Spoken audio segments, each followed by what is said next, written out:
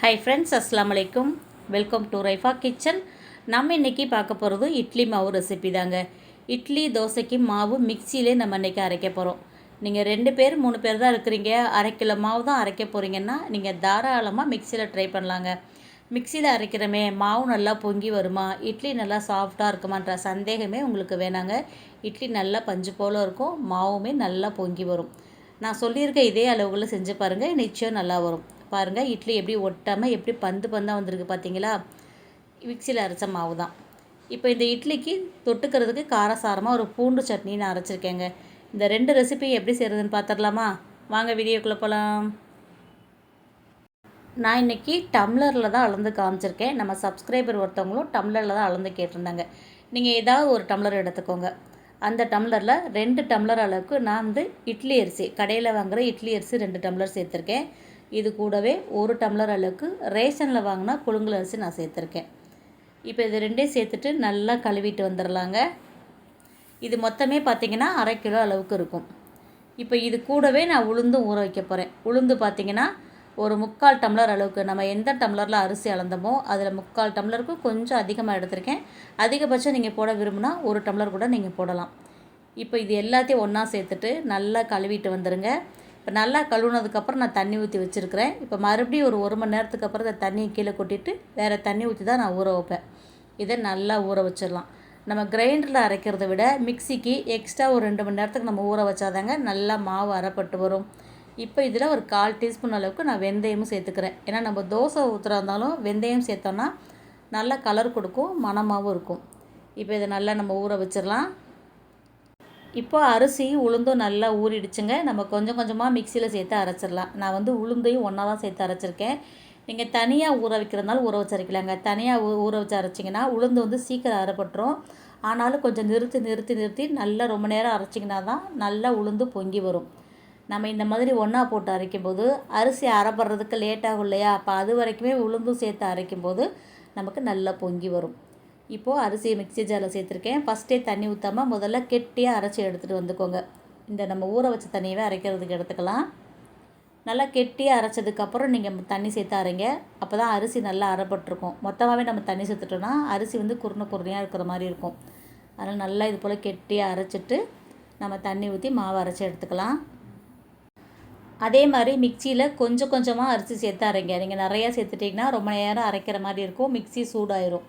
அந்த பிளேடை விட கொஞ்சம் மேலே இருக்கிற மாதிரி மட்டும் போட்டு அரைச்சிங்கன்னா சீக்கிரம் நமக்கு அரைப்பட்டு வந்துடும், டக்குன்னு முடிச்சிடலாம். இப்போ இதே மாதிரி நான் ஒரு 3-4 டைமாக சேர்த்து இந்த மாவு ஃபுல்லாக அரைச்சி எடுத்துக்கிறேன். கண்டிப்பாக 1/2 கிலோ அரிசி மட்டும் போடுறீங்கன்னா நீங்கள் மிக்சியில் ட்ரை பண்ணுங்கள். 1 கிலோ அரிசிலாம் போடுறீங்கன்னா நீங்கள் நேராக கிரைண்டர்லேயே போட்டு அரைச்சிடலாங்க. கிரைண்டரில் நமக்கு உளுந்து அரைக்கிறதுக்கு மட்டும்தான் நமக்கு டைம் எடுக்கும். உளுந்து 35லேருந்து 40 நிமிஷம் வரைக்கும் நம்ம அரைப்போம். அது ஓட விட்டு அது பாட்டுக்கு அரைப்பட்டுருக்கும்.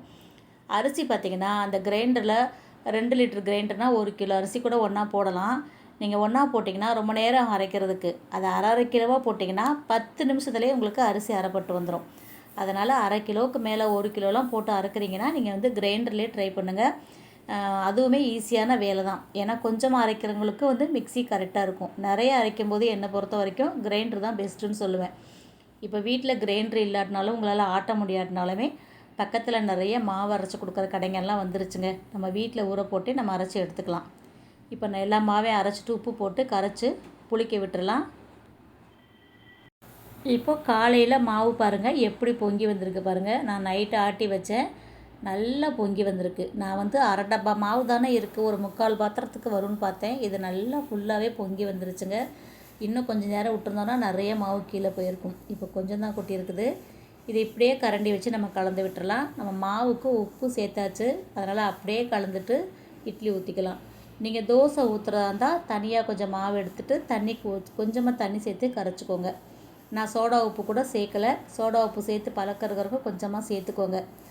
ஒரு பொண்ணு சொல்லியிருந்தாங்க, நான் சோடா உப்பு சேர்த்தனா இட்லி மஞ்சள் ஆகிடுதுமா, சேர்க்காட்டினா இட்லி கல் மாதிரி இருக்குதுன்னு சொன்னாங்க.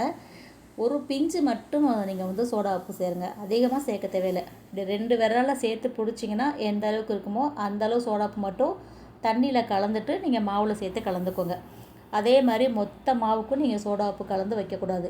எப்போ எந்த அளவுக்கு நீங்கள் எடுத்து இட்லி ஊற்றுறீங்களோ அந்த மாவுக்கு மட்டும் நீங்கள் சோடா உப்பு கலந்துக்கிட்டிங்கன்னா போதும். சோடா உப்பு சேர்த்தா அதிகமாக சேர்க்கக்கூடாது, கொஞ்சமாக சேர்த்திங்கன்னா இட்லி நல்லா சாஃப்டாக வரும்.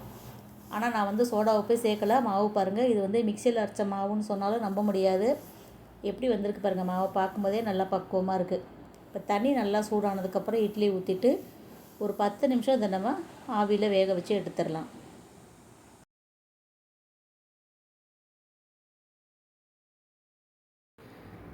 இப்போ பாருங்கள், ஒரு 10 நிமிஷத்துக்கு அப்புறம் இட்லி நல்லா வெந்துருச்சு பாருங்கள். நல்லா புசு புசுன்னு நல்லா சூப்பராக வந்திருக்கு இட்லி. பார்க்கும்போதே உங்களுக்கு தெரியும் பார்த்தீங்களா. இப்போ இதை நம்ம எடுத்துடலாம். அப்படியே லைட்டாக தண்ணி தெளிச்சிட்டு அப்படியே தட்டை கவுத்தி எடுத்துக்கோங்க. கொஞ்சம் கூட துணியில் ஒட்டலைங்க. அவ்வளோ சூப்பராக வந்திருக்கு இட்லி. நல்லா சாஃப்டாகவும் இருக்குது. கண்டிப்பாக இதே அளவுகளில் நீங்கள் ட்ரை பண்ணி பாருங்கள். இட்லி சூப்பராக வரும். இதே மாவுலேயே உங்களுக்கு நான் லாஸ்ட்டாக தோசையும் ஊற்றி காமிக்கிறேன். தோசையுமே ரொம்ப சூப்பராக வந்துருந்துச்சு பாருங்கள். இட்லி பார்க்கும்போதே தெரியுதா எவ்வளோ அருமையாக இருக்குது பாருங்கள். சூப்பராக இருக்குது இட்லி. இப்போ இதுக்கு தொட்டு சாப்பிட்றதுக்கு சூப்பராக ஒரு பூண்டு சட்னி அரைச்சிடலாமா? வாங்க அதையும் எப்படி செய்கிறதுன்னு பார்த்துடலாம். இப்போ ஒரு கடாயில் எண்ணெய் சேர்த்துக்கோங்க. எண்ணெய் சூடானதும் ஒரு 20 பல் அளவுக்கு பூண்டு பல் சேர்த்துக்கோங்க. ஒரு 20 சின்ன வெங்காயம் சேர்த்துக்கோங்க. சிம்பிளான சட்னி தான், ஆனால் டேஸ்ட் வந்து ரொம்ப சூப்பராக இருக்குங்க. சின்ன வெங்காயம் இல்லாட்டினா நீங்கள் பெரிய வெங்காயமாக ஒரு வெங்காயம் சேர்த்துக்கோங்க. இதை நல்லா வதக்கிட்டு இது கூடவே காஷ்மீரி மிளகாய் வந்து 2 வத்தல் சேர்த்துக்கோங்க. காரத்துக்காக மிளகாய் வத்தல் ஒரு 4 வத்தல் சேர்த்துக்கோங்க. சேர்த்துட்டு இது எல்லாத்தையும் நல்லா வதக்கி விட்டுருங்க. வதக்கிட்டு ஸ்டவ் ஆஃப் பண்ணிவிட்டு ஆற விட்டுருங்க. ஆறுனதுக்கப்புறம் இதில் புளி ஒரு சொல அளவுக்கு புளியும் உப்பும் சேர்த்து இதை நம்ம அரைச்சி எடுத்துகிட்டு வந்துடலாம். இது ஆறுறதுக்குள்ளே இப்போ நம்ம தோசை ஊற்றிடலாம் வாங்க. இப்போ அதே மாவில் தான் நான் தோசை ஊற்றிருக்கேன். பாருங்கள் எப்படி இழுக்க வருது பாருங்கள். நான் கொஞ்சமாக மாவில் தண்ணி கலந்துக்கிட்டேன். நல்லா நைஸாக இழுக்க வருது. தோசையுமே நல்லா மொறுமொறுன்னு நல்லா பொன்னிறமாக சூப்பராக வந்துருந்துச்சுங்க. நீங்கள் இந்த மாவுலேயே நீங்கள் இட்லி தோசை ரெண்டுமே நீங்கள் ட்ரை பண்ணலாம். பாருங்கள் சூப்பராக தோசை வந்துருச்சு. இப்போ நம்ம சட்னி அரைச்சிட்டு வந்தாச்சா, அதை தாளிச்சிடலாம். தாளிக்கிறதுக்கு நல்லெண்ணெய் சேர்த்துக்கோங்க. எண்ணெய் சூடானதும் கடுகு உளுத்தம்பருப்பு சேர்த்துக்கோங்க. சேர்த்துட்டு நம்ம கருவேப்பிலை ஒரு கொத்து சேர்த்துக்கோங்க. நம்ம அரைச்சி வச்சுருக்கிற சட்னி இது கூட சேர்த்துருங்க. சேர்த்துட்டு மிக்ஸி ஜாரில் கொஞ்சமாக தண்ணி சேர்த்துட்டு நல்லா கலந்து விட்டுட்டு இது நல்லா கொதிக்க விட்டுருங்க. நல்லா எண்ணெய் பிரிஞ்சு வரட்டும். இந்த சட்னி ரெடி ஆகிறதுக்குள்ளேயே நம்மக்கிட்ட விற்பனைக்காக என்னென்ன பொருட்கள் வச்சுருக்கோன்னு பார்க்கலாமா? இந்த பொருட்களில் உங்களுக்கு ஏதாவது தேவைன்னா நீங்கள் வாட்ஸ்அப்பில் ஆர்டர் பண்ணி வாங்கிக்கலாங்க. வாங்க என்னென்ன இருக்குதுன்னு பார்க்கலாம். நம்மக்கிட்ட தரமான nuts, seeds, dry fruits, dates, பட்டை, கிராம்பு, ஏலக்காய் இது எல்லாம் விற்பனைக்கு இருக்குதுங்க. என்னென்ன இருக்குதுன்னு பார்க்கலாமா? பச்சை பூசணி விதை, வெள்ளை பூசணி விதை, சூரியகாந்தி விதை, வெள்ளரி விதை, சியா விதை, ஆளி விதை, சப்ஜா விதை. இந்த விதைகள் எல்லாமே பார்த்திங்கன்னா ஒமேகா 3யும் கால்சியம் சத்தும் இரும்பு சத்தும் ரொம்ப அதிகம் உள்ளதுங்க. வெயிட் லாஸ் பண்ணுறவங்க இதை தினமுமே எடுத்துக்கலாம். தினமும் லட்டாவோ கஞ்சியாகவோ ஊற வச்சு தண்ணியில் போட்டு சாப்பிட்லாங்க. நல்ல பலன் கிடைக்கும். இது எல்லாமே நம்மக்கிட்ட இருக்குது. தேவைப்படுறவங்க வாட்ஸ்அப்பில் ஸ்க்ரீனில் தெரிகிற நம்பரில் ஆர்டர் கொடுத்துக்கோங்க. இது கூடவே உலர்ந்த கிவி, உலர்ந்த ஸ்ட்ராபெரி, தேன் நெல்லிக்காய், உலர்ந்த நெல்லிக்காய், சிப்ஸ் வகைகளில் காய்கறி சிப்ஸ், பழங்கள் சிப்ஸ் இது குட்டீஸ்க்கு ஸ்நாக்ஸ் பாக்ஸு கொடுத்துட்றதுக்கு தோதாக இருக்குங்க. இது கூடவே தரமான ஏலக்காய், கிராம்பு, பட்டை இதுவுமே நம்மக்கிட்ட தரமான பொருளாக இருக்குது. சுத்தமான முறையில் நாங்கள் பேக்கிங் செஞ்சு தர்றோம். இது கூட பேரிச்சம்பழத்தில் 6 வகையான பேரிச்சம்பழம் வச்சுருக்கோங்க. நல்ல தரமான பேரிச்சம்பழம். சுவையுமே ரொம்ப ரொம்ப நல்லா இருக்குது. எந்த பிசுப்பும் இல்லாமல் நல்ல ஒரு தரமான பேரிச்சம்பழம் இதுவுமே நம்மக்கிட்ட இருக்குதுங்க.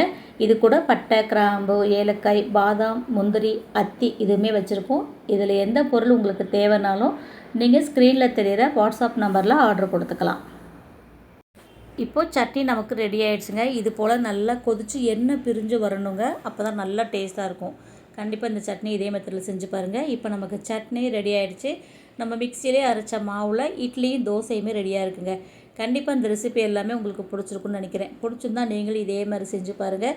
செஞ்சு பார்த்துட்டு எப்படி இருக்குன்னு சொல்லுங்கள். வீடியோ பிடிச்சிருந்துச்சுன்னா லைக் பண்ணிவிட்டு நிறையா ஷேர் பண்ணிவிடுங்க.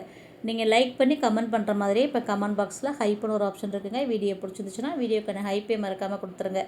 சேனலை சப்ஸ்கிரைப் பண்ணாமல் பார்த்துக்கிட்டு இருந்தீங்கன்னா அப்படியே சப்ஸ்கிரைப் பண்ணிவிடுங்க. இன்ஷா அல்லாஹ் இன்னொரு வீடியோவில் பார்க்கலாம். Bye friends. அஸ்ஸலாமு அலைக்கும்.